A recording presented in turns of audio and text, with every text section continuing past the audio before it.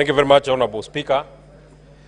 From the onset, allow me to say that I rise to oppose the motion of the removal by way of impeachment of the Deputy President of the Republic of Kenya.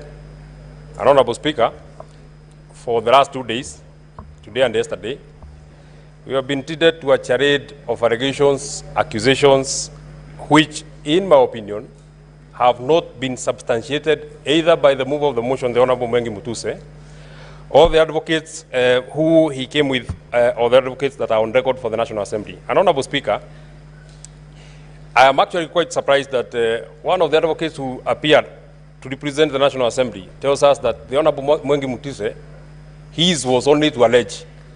This is not a trial. He didn't have to substantiate. He only needed to allege, and out of the allegation, then it should be carried, and we need to remove Honorable Deputy President from office. Honorable Speaker, looking at the evidence that the Honorable Methu put in his motion, and the cross-examination that was here, the evidence that he brought to the House, he had 22 companies that he had listed.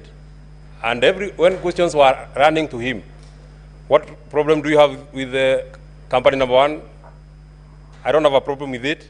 Maybe you will have a problem in future. But the Deputy President must be removed from office. What do you have what problem do you have with company number two? I don't have a problem with it, but it might have a problem in future, and the Deputy President must be removed from office. And he kept telling us, I don't have a problem with the next one, the next one, the next one, the next one, but the Deputy President has to be removed from office. Honorable Speaker, I posed a question to the Honorable Methu.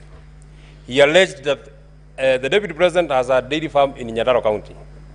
The fairest thing, or the least that anybody would do to such an accusation, you need to tell us where in Nyandarua is this land, at least remotely tell us what is the title number, so that even if, as the area senator, if I want to verify that indeed the Deputy President has a dairy farm in Nyandarua, there is something that I can look at.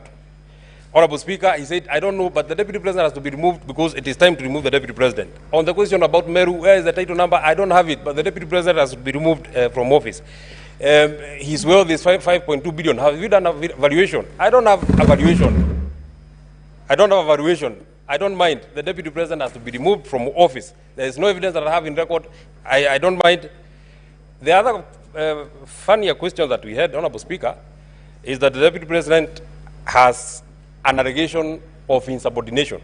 And the insubordination can only be sanctioned by the immediate supervisor of the Deputy President. The immediate supervisor of the Deputy President is the President. Is there any affidavit that the President has complained that there has been insubordination by his own deputy? Nothing. But the only thing that I would want to hold on to, on this particular allegation of the Deputy President having been alleged to have insubordinated his immediate supervisor. Since this motion of impeachment started, we have not had any comment from the President, either saying what has been alleged by Honorable Methu is true or not true. So I want to believe that beyond the owner of the motion of the Honorable Methu, the President is the bigger owner, because he has not denied that this is there has been an insubordination. And my comment would be this: this divorce that the President is looking for, you shall get it, but it will be painful, it will be hurtful, it will be catastrophic, it will have casualties. At the final vote that will be casted today, we might be the first casualties, but the casualties of today are not necessarily the casualties of tomorrow. And out of the vote that shall be taken, I'm speaking to our partners in the coalition and the other people who are here from ODM and the other parties.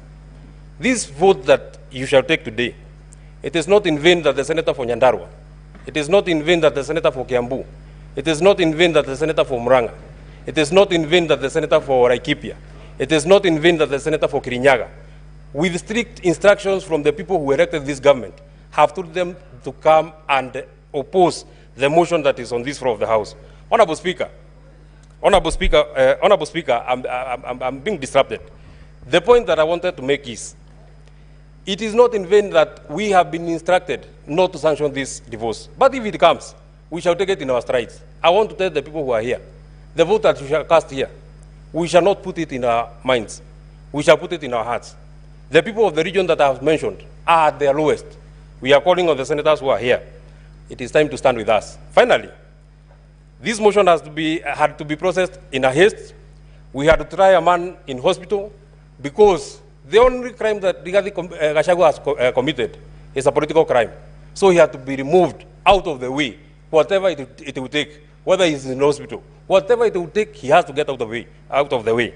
That can only happen if it has the direct sanctioning of the President of the Republic of Kenya, His Excellency William Samoei Ruto. Senator Tom Ojenda.